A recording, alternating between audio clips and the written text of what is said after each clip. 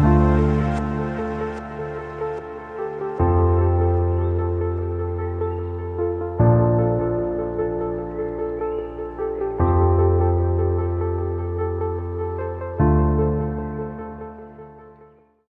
to Orange Wave, your source for everything related to the ONDP. I'm your host, Will Adams. Yesterday was World Autism Awareness Day, an event meant to spread awareness about the autism spectrum and designed around breaking stigma surrounding it.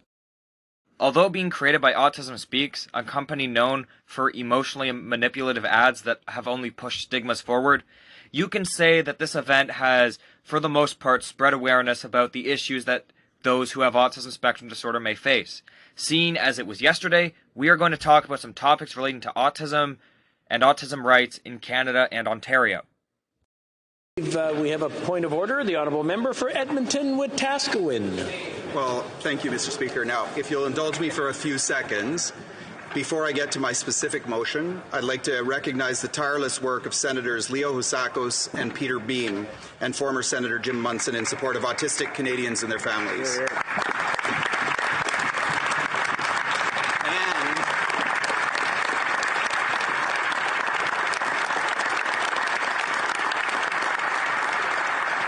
And the member from Don Valley East and members from all parties in this House who helped us get to this point. And most importantly, my son Jaden, who inspires me every single day.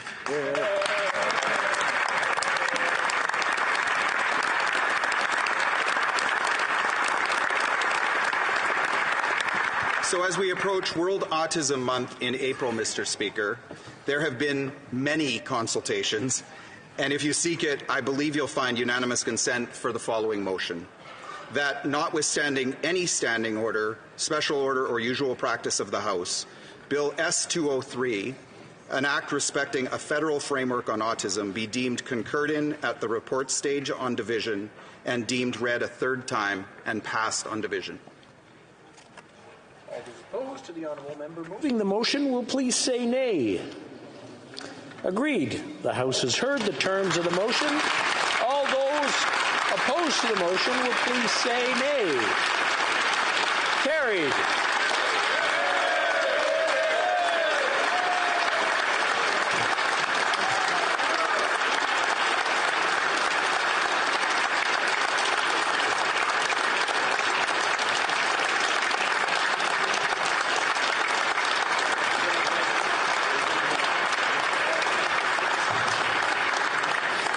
A bipartisan motion was passed in the House of Commons to create a federal framework for autism services.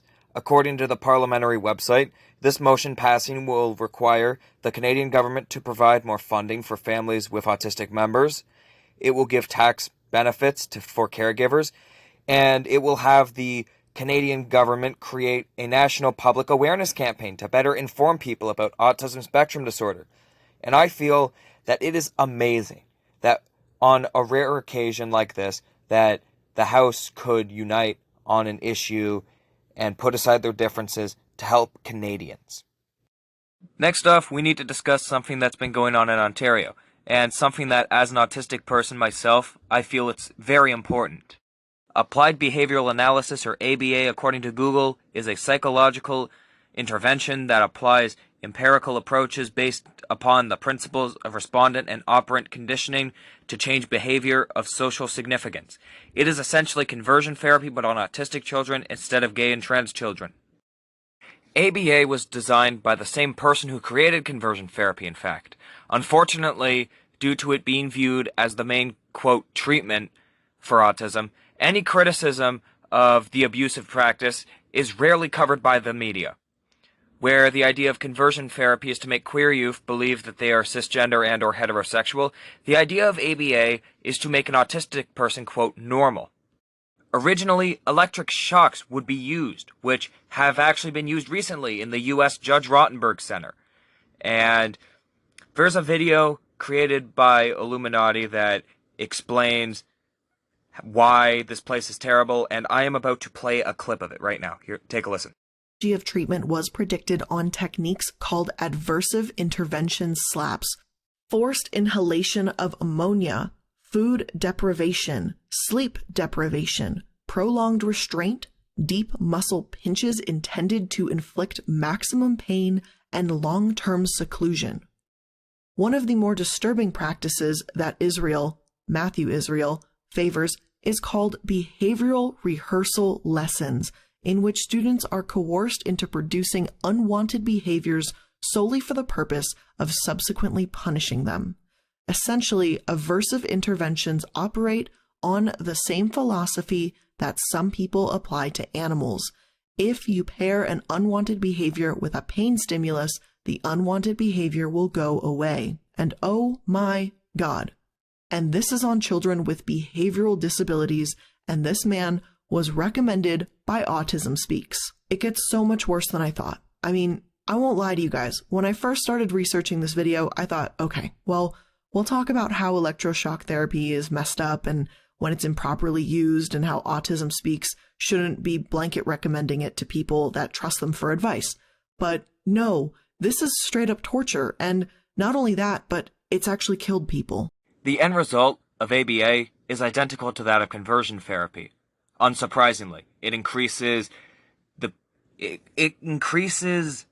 the likelihood of depression, suicide rates, and other mental illnesses.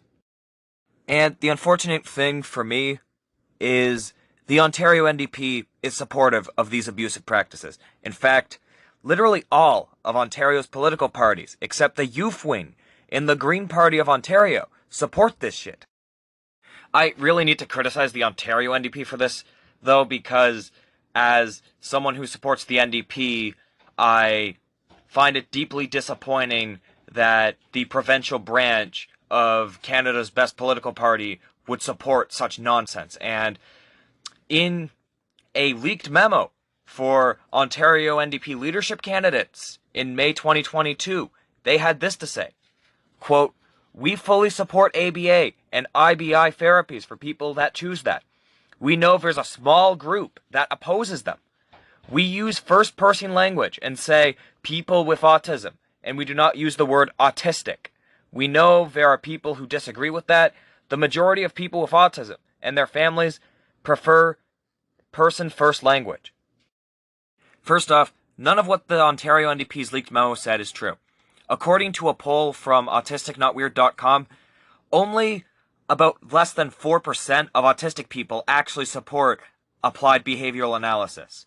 And although the NDP claims that a majority prefer the term person with autism, a full 91% of people with autism in fact use the term autistic. And although I will say the term people with autism, the term autistic is not really that offensive to begin with. So after doing a bit more research, it would seem as though the Ontario NDP is being lobbied by the pockets of pro-applied behavioral analysis companies, and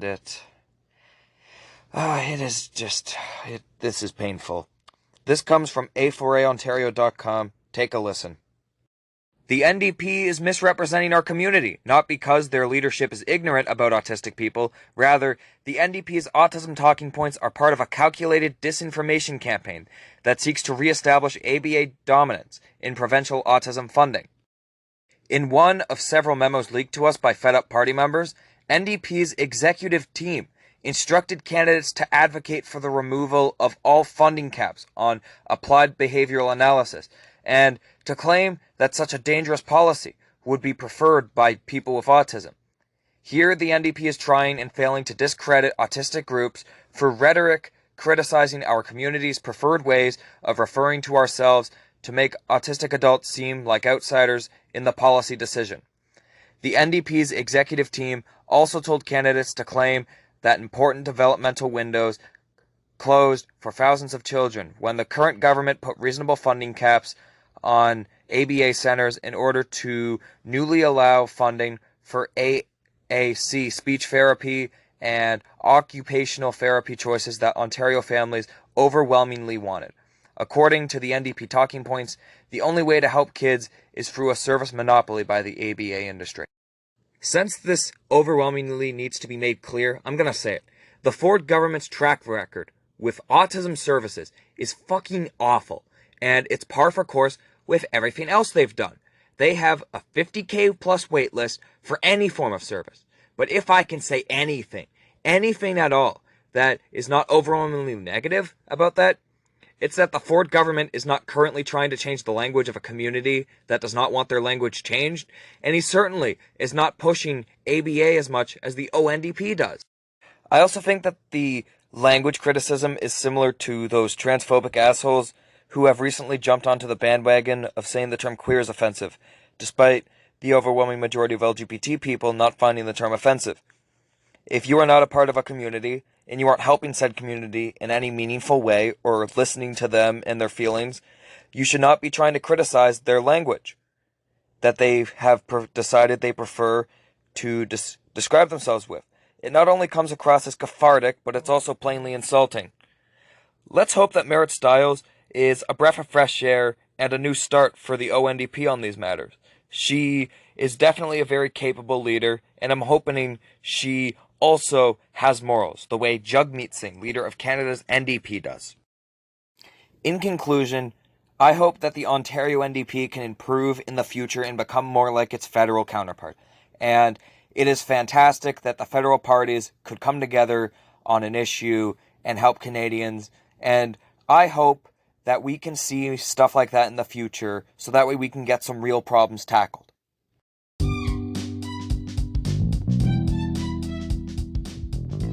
Thank you for listening to this episode of Orange Wave. I am your host, Will Adams. I hope you have an amazing day, and remember, Jagmeet Singh loves you.